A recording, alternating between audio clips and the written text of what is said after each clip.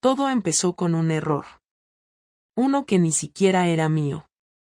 Era jueves por la tarde y estaba en la recepción del Hotel Meliá en Alicante, donde me habían enviado por trabajo para cubrir una feria de proveedores. El recepcionista, un chaval jovencito con más gomina que experiencia, me dio la tarjeta de habitación y me deseó una buena estancia. Subí en el ascensor, arrastrando mi maleta y con ese cansancio que solo da madrugar para coger el AVE desde Valencia. Entré en la habitación 312. Todo bien. Luces tenues, cama hecha, olor a ambientador barato. Dejé la maleta, fui directa al baño, y cuando salí, me encontré con algo que no debería haber estado allí, una chaqueta de hombre sobre la silla, y al lado, una botella de vino abierta y 2 copas medio llenas. Pensé que me había equivocado de habitación. Me giré para salir justo cuando se abría la puerta del baño. Y ahí estaba ella. Mi vecina de pasillo. Mi compañera de cama. Mi esposa. Clara. Vestida con un camisón negro que jamás había usado conmigo. Descalza. Y paralizada al verme. Solo dijo una palabra. Julián. Se escuchó una carcajada detrás de ella. De ese baño salió un tipo en calzoncillos, con pinta de gimnasio y sonrisa de idiota satisfecho. Ni se inmutó al verme. Se limitó a decir: «Ups. Parece que tenemos visita». Yo no dije nada. No grité. No lloré. Solo cerré la puerta con cuidado y salí del cuarto. Fue como si todo pasara en cámara lenta. Pero por dentro sentí que me habían metido una navaja y la estaban girando con gusto. El recepcionista me había dado la llave de la habitación equivocada. Eso fue todo. Un fallo mínimo, una casualidad absurda, que terminó siendo el detonante de lo que estaba a punto de explotar. Lo curioso es que en ese momento no pensé en el sexo, ni en el engaño. Pensé en la forma en que me miró. Como si yo fuera el que estaba en el lugar equivocado. Como si yo fuera el intruso en su nueva vida secreta. Y eso dolía más que cualquier imagen. No volví a subir a la habitación. Me quedé en la cafetería del hotel, sentado en una mesa apartada, mirando el café que había pedido sin intención de beberlo. A esas alturas ni siquiera sabía si había sido casualidad o si Clara había usado mi viaje como excusa para verse con ese tipo. Tenía que serlo. Ella no sabía que yo venía a este hotel. La empresa me cambió el alojamiento a última hora porque el primero estaba completo. Ni siquiera se lo mencioné por WhatsApp, solo dije que dormiría en Alicante. Pero algo me decía que esto no era una escapada aislada. No se llega a ese nivel de tranquilidad, de confianza, de sonrisa de hotel, con alguien que ves por primera vez. Estuve allí 1 hora. No subí a pedir explicaciones. No sentía rabia todavía, solo una especie de silencio por dentro. Me levanté, salí del hotel y fui a otro que estaba a 2 manzanas. Llamé a mi jefe y le inventé una excusa sobre un error con la reserva. Me instalé en una habitación sin vistas, me quité los zapatos, y me quedé mirando el techo. Esa noche no dormí. Solo pensaba en las veces que Clara me dijo que no podía acompañarme a mis viajes porque tenía mucho trabajo en la clínica, en los viernes que salía con sus compañeras de pilates, en las noches en que yo me dormía antes y ella se quedaba en el salón, supuestamente viendo series con auriculares. El sábado por la mañana volví a Valencia sin avisar. No lo hice por impulso, sino porque necesitaba comprobarlo con mis propios ojos. Si esto había sido un desliz, una coincidencia absurda, tenía que confirmarlo. Pero si era lo que yo temía, lo iba a saber sin buscar su móvil ni espiarla como un adolescente inseguro. En casa, Clara actuó con una calma que me desconcertó. Me recibió con un beso seco y preguntó si la feria se había cancelado. Le dije que había terminado antes de lo previsto. Se limitó a decir que raro y se fue al baño. Ni siquiera preguntó por qué no la había llamado la noche anterior. Fue ahí donde supe que esto no era nuevo. Durante ese fin de semana me dediqué a observar. Todo estaba en su sitio. No había detalles fuera de lugar, no había excusas sospechosas, no había gestos de culpa.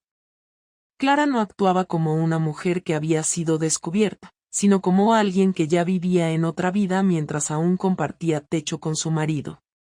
Me fijé en los horarios, en sus duchas largas, en cómo se encerraba en la habitación con el portátil diciendo que tenía que hacer informes. Ella no mentía con palabras, mentía con naturalidad, con gestos pulidos por el tiempo. Eso fue lo que más me hizo daño. No la traición en sí, sino que ya sabía perfectamente cómo vivir una doble vida sin tropezar. El lunes por la tarde decidí seguirla. No como un detective, sino como un tipo que quiere cerrar la herida sin necesidad de adivinar. Salió de casa a las 6:15, supuestamente para encontrarse con su amiga Marta. Llevaba esa chaqueta verde que usaba en otoño, y el pelo suelto como cuando quería verse arreglada sin que pareciera que lo había planeado. Cogí mi coche y la seguí a cierta distancia. No fue difícil. Condujo hasta un barrio residencial en las afueras de la ciudad, aparcó en doble fila, bajó del coche, y tocó el telefonillo del portal 18. Esperó unos segundos y entró.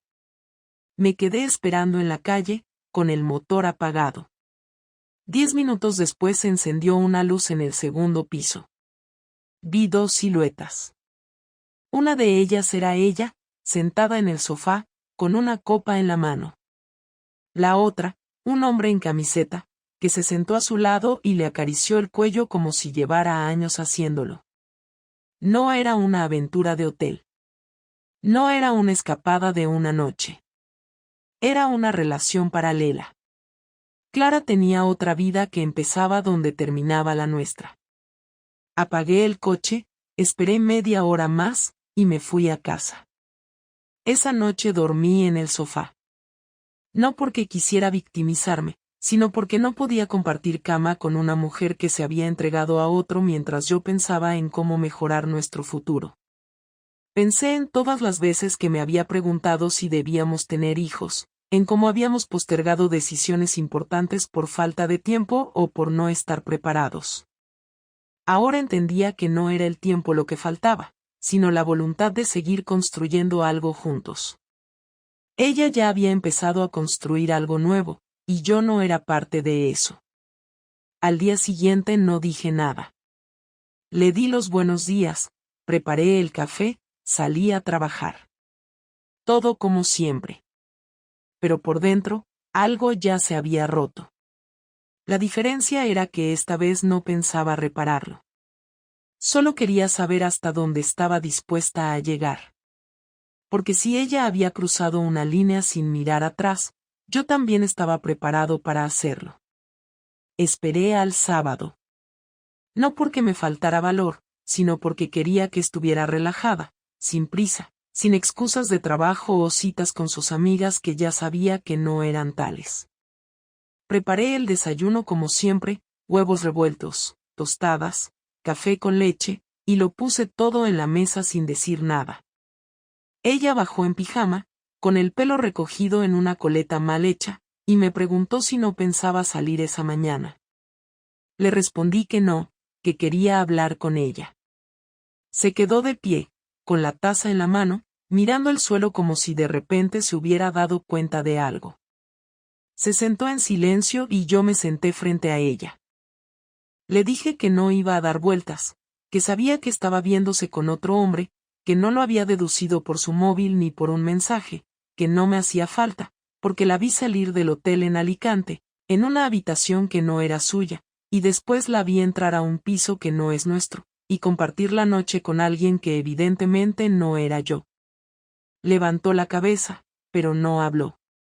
Solo me miró como si estuviera esperando que dijera más, que lo confirmara todo. Le pregunté cuánto tiempo llevaba viéndolo, si era algo reciente o si era esa vida paralela que yo ya intuía desde hacía semanas. No respondió de inmediato, solo se acomodó en la silla, Bebió un sorbo de café y dijo que no pensaba mentir.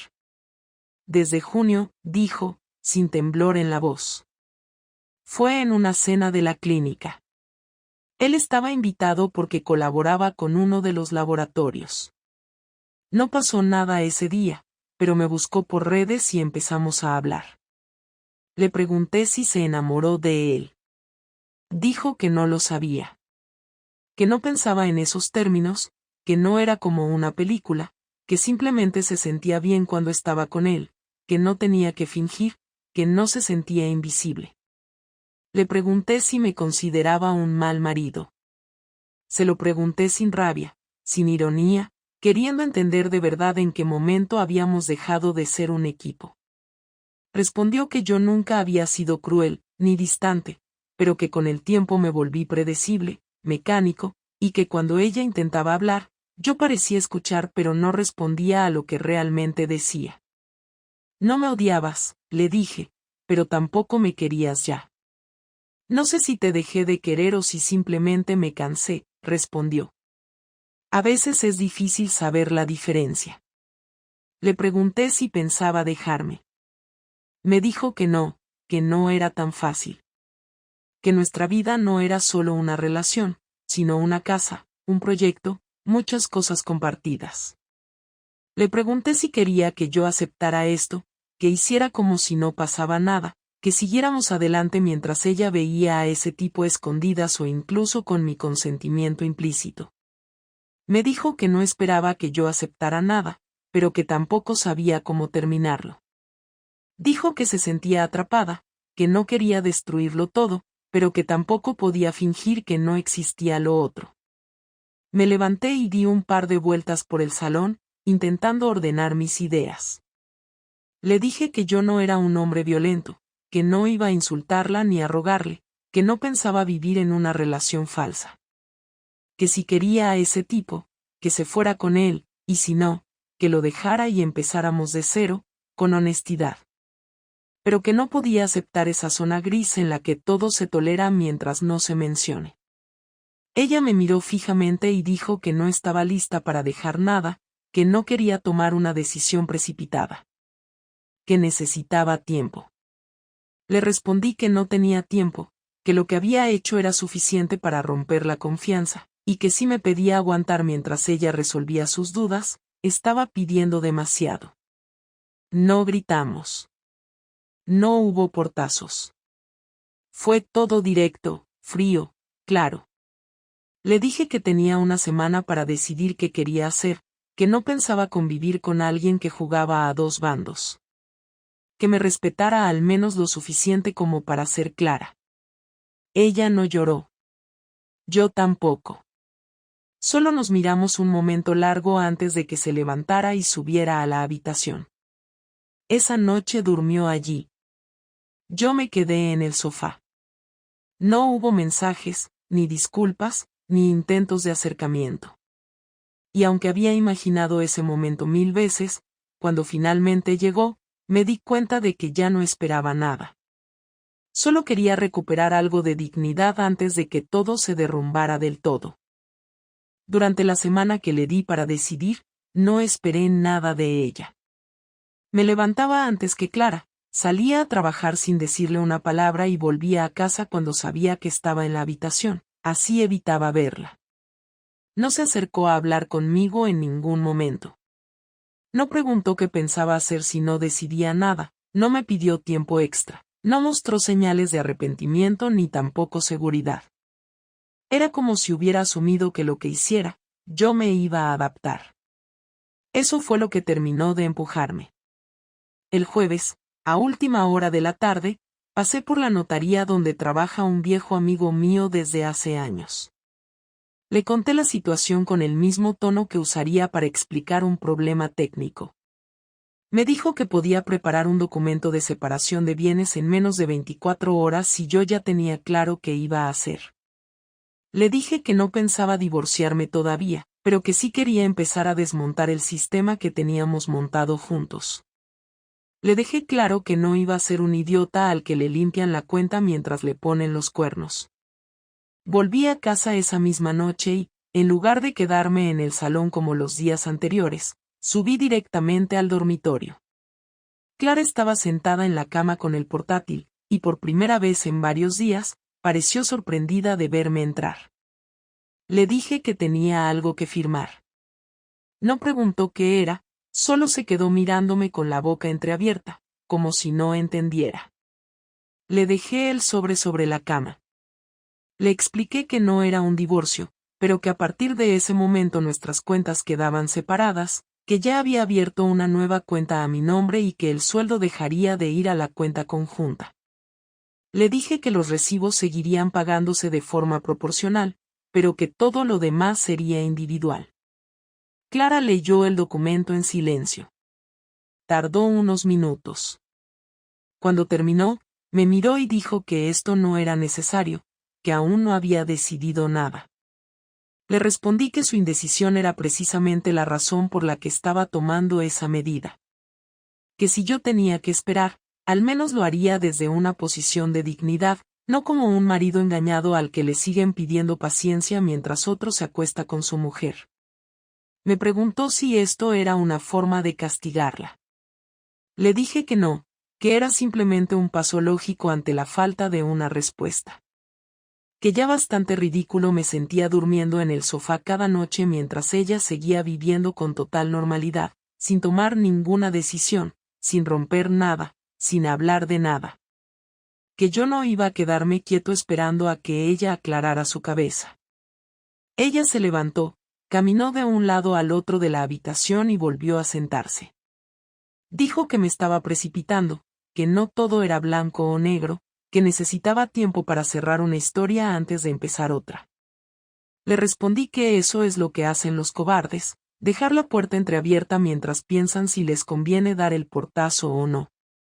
Le dije que estaba empezando a ver todo con más claridad que nunca, que había sido demasiado blando durante muchos años y que ahora estaba recuperando la capacidad de actuar sin miedo a sus reacciones.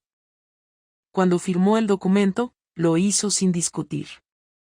Lo dejó sobre la cama y dijo que si me hacía sentir más seguro, adelante. Le respondí que no buscaba seguridad, que buscaba respeto.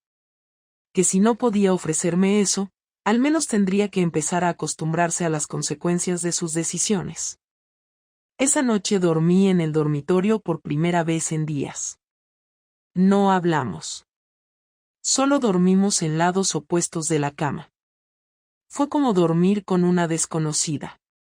Al día siguiente recogí todas mis cosas personales y las metí en cajas. No me fui de casa, pero vacié mis cajones. Le dejé claro que ya no era su pareja, solo el tipo con el que compartía techo hasta que decidiera qué hacer con su vida. Le dije que si seguía viéndose con ese hombre, al menos que tuviera la decencia de no hacerlo bajo el mismo techo. Que yo no pensaba ser su segundo plato mientras ella jugaba a tener dos mundos. El sábado, salí temprano, fui al edificio donde vivía el otro. Estacioné justo en la acera de enfrente y esperé dentro del coche. A las 11:20, ella salió del portal. Iba sola, sin prisa. Supuestamente iba a Pilates. No la seguí, no me hacía falta. Esperé 10 minutos más, bajé del coche, crucé la calle y subí al piso. Sabía cuál era la puerta. Toqué con calma. Me abrió él. Me reconoció al instante. Iba en pantalón de chándal, con cara de haber dormido poco. Le dije mi nombre. Le dije que era el marido de Clara. No me invitó a pasar. Le pregunté si sabía que ella seguía viviendo conmigo. Me dijo que sí. Le pregunté si le parecía bien acostarse con una mujer casada que no había dejado a su marido. No supo qué responder. Le dije que si quería quedarse con ella, se la podía quedar. Pero que se preparara para recibir todo lo que implicaba, su indecisión, su comodidad, su forma de usar a la gente para no enfrentarse a nada. Le di una copia del documento de separación, para que supiera que las cosas ya no eran tan fáciles. Le dije que si pensaba que Clara estaba haciendo esto por amor, que se lo replanteara. que lo único que ella quería era no quedarse sola. Me fui sin esperar respuesta. Esa tarde, Clara me llamó 3 veces al móvil. No contesté.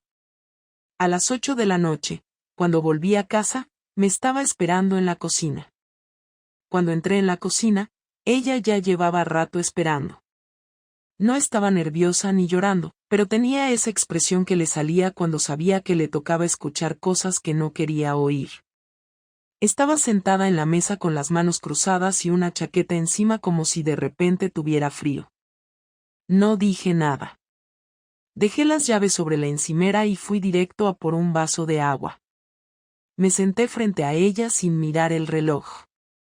Ella fue la primera en hablar. Me preguntó si era necesario haber ido a hablar con él. Le contesté que no solo era necesario, sino que me parecía lo mínimo después de lo que había hecho. Me dijo que eso fue una humillación innecesaria, que ahora él pensaba que ella le había ocultado cosas. Le respondí que si había alguien humillado en esta historia no era él, y que si a estas alturas ese era su mayor problema, entonces ya estaba todo claro. Me preguntó qué pretendía con todo esto, si quería arrastrarla a un conflicto o si simplemente quería castigarla.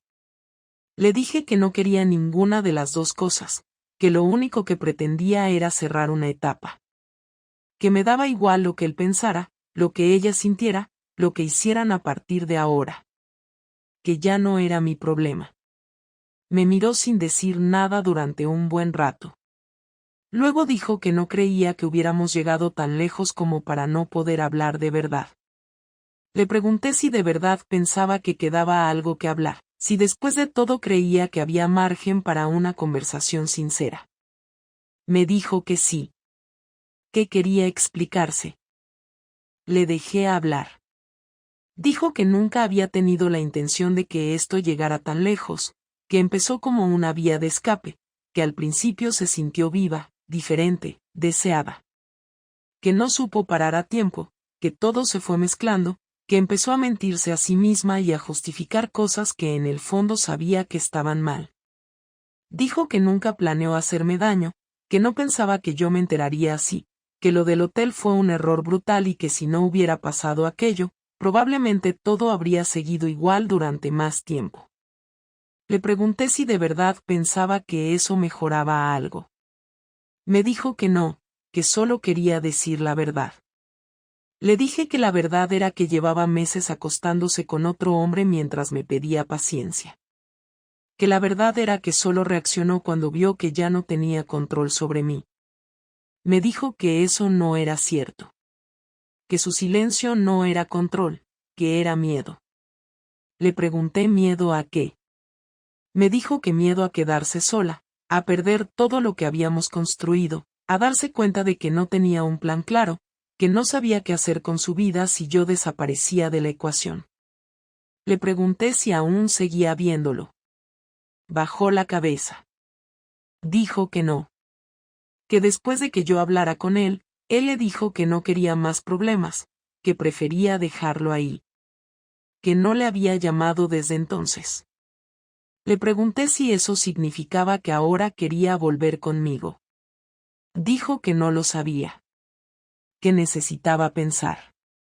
Que se sentía vacía. Que todo esto le había dado la vuelta por dentro. Le dije que no había nada que pensar.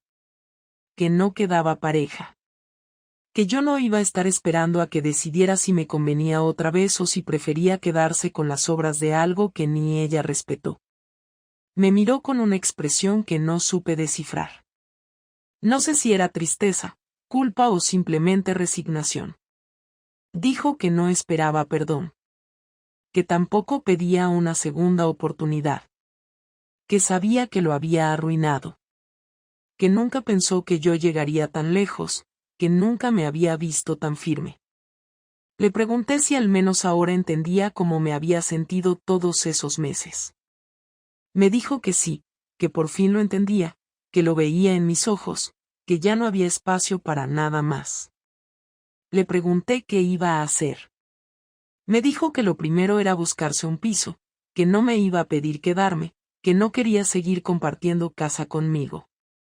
que en cuanto encontrara algo, se iría. Le dije que no tenía prisa, que podía quedarse mientras hiciera su parte y respetara el acuerdo que habíamos firmado. Me preguntó si quería el divorcio ya. Le respondí que lo pensaría, pero que lo más probable era que sí. Que lo que había entre nosotros ya no existía, y que no veía sentido en prolongar algo que estaba muerto. Me preguntó si había alguien más. Le dije que no. Que no tenía cabeza ni cuerpo para otra persona. Que estaba demasiado cansado como para entrar en otra historia ahora mismo. Que no necesitaba una nueva relación, que necesitaba tranquilidad. Que todo esto me había dejado seco por dentro, y que lo último que quería era repetir los errores del pasado con otra cara y otro nombre. Se quedó callada unos minutos. Luego dijo que lo entendía. Que esperaba que algún día pudiera reconstruir mi vida, que ojalá no la recordara con odio. Le dije que eso no dependía solo de mí. Que lo que uno siembra, luego se recoge. Y que en su caso, lo que había sembrado era indiferencia, desgaste y mentira. Dijo que lo aceptaba. Que ya no iba a defenderse más. Esa noche cenamos cada uno por su cuenta. No cruzamos palabra. Y por primera vez desde que todo empezó, sentí que se había terminado de verdad. Después de todo lo que pasó, me quedé en ese piso solo 3 semanas más. No por presión ni por discusiones, porque después de la última conversación no volvimos a hablar de nada que no fueran temas prácticos. Pero cada día dentro de esa casa era una carga. Cada gesto neutral parecía incómodo, cada momento compartido era una obligación, cada cruce en el pasillo venía con un silencio que antes no existía. Empecé a notar que él se vestía con más cuidado, que hablaba por teléfono más seguido y que dormía profundamente mientras yo daba vueltas en la cama sin poder dejar de pensar en cómo habíamos llegado a este punto. La primera noche que pasé en el nuevo piso no dormí mejor, pero al menos ya no tenía que fingir que no pasaba nada. Estaba sola con mis decisiones y con las consecuencias que ya no podía esquivar. No voy a decir que no me lo esperaba. Desde el primer momento en que me miró a los ojos en esa cocina supe que no habría vuelta atrás. Nunca levantó la voz, nunca me insultó, nunca buscó que yo me sintiera pequeña, pero su forma de mirarme me dejó más clara que cualquier grito que ya no quedaba nada que reconstruir. Me lo gané. No por haber sentido algo por otro, no por haberme confundido, sino por haber elegido el camino más cobarde. Por haber callado, por haber aprovechado su paciencia, por haberme mentido a mí misma y a él con cada gesto cotidiano que mantenía una rutina que ya no quería. Lo peor no fue su reacción, fue su silencio. Cuando entendí que había dejado de luchar, que ya no tenía ningún interés en recuperarme, supe que lo había perdido de verdad. Mucha gente me ha preguntado por qué lo hice.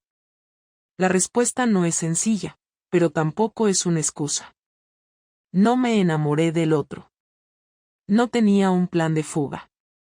Simplemente dejé que todo pasara porque era más fácil que enfrentarme a lo que sentía.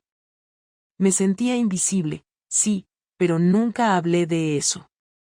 Él tenía la cabeza en su trabajo, en sus proyectos, en las cuentas, en el día a día, y yo me fui desconectando poco a poco. Pero no le di la oportunidad de saberlo. No dije nada. Y cuando apareció alguien que me hizo sentir diferente, no tuve la madurez de detenerlo a tiempo. No fue pasión, no fue amor, fue necesidad. Necesitaba sentir que todavía existía, que todavía podía provocar algo en alguien, que no me había vuelto parte de los muebles. Durante un tiempo creí que podía tenerlo todo, que podía mantener el matrimonio mientras exploraba esa otra parte sin consecuencias. Ahora me doy cuenta de lo absurda que fui. No es que él me haya castigado. Fue su forma de mirarme cuando ya sabía la verdad lo que me hizo darme cuenta de que el daño no tenía arreglo. No había discusión que pudiera salvarnos, porque lo que rompí no fue una promesa, fue la base sobre la que habíamos construido todo. La confianza, la complicidad, La tranquilidad de saber que pase lo que pase el otro siempre está ahí.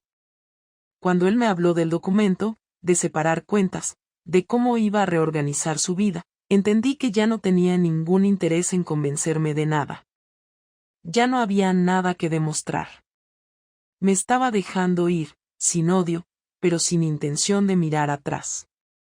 Ahora vivo en un piso más pequeño. Empecé a salir sola, a pasar los domingos leyendo, a ocupar mi tiempo con cosas que antes no hacía. No tengo pareja, no busco una. Hablo con algunas amigas, salgo a veces, pero la mayoría de los días estoy conmigo misma. No tengo la vida que quería, pero tengo la vida que elegí sin quererlo cuando decidí no enfrentarme a lo que sentía. No sé si me perdoné del todo. Hay días en que creo que sí, que entendí mis errores, que aprendí algo. Y otros en los que no puedo evitar pensar en cómo habría sido todo si hubiera hablado antes, si me hubiera atrevido a decir lo que me pasaba sin esconderme, sin recurrir a otro para resolver lo que era nuestro. Él sigue con su vida. Sé que cambió de trabajo hace poco, que lo ascendieron, que empezó a correr por las mañanas. No me bloqueó de ningún sitio, pero tampoco escribe. A veces miro sus redes como quien mira desde fuera una casa en la que vivió muchos años. No por nostalgia, sino por esa curiosidad inevitable de saber cómo sigue la historia en la que ya no participas. Nunca me escribió para decir que me perdonaba. No espero que lo haga. Nunca le pedí perdón con palabras porque entendí que lo que rompí no se repara hablando. Lo único que puedo hacer es no repetirlo. A veces esa es la forma más honesta de disculparse. Esta historia no tiene un final feliz. Tampoco es una tragedia. Es una consecuencia. De callar, de esperar, de no hacer nada cuando había que hacer algo.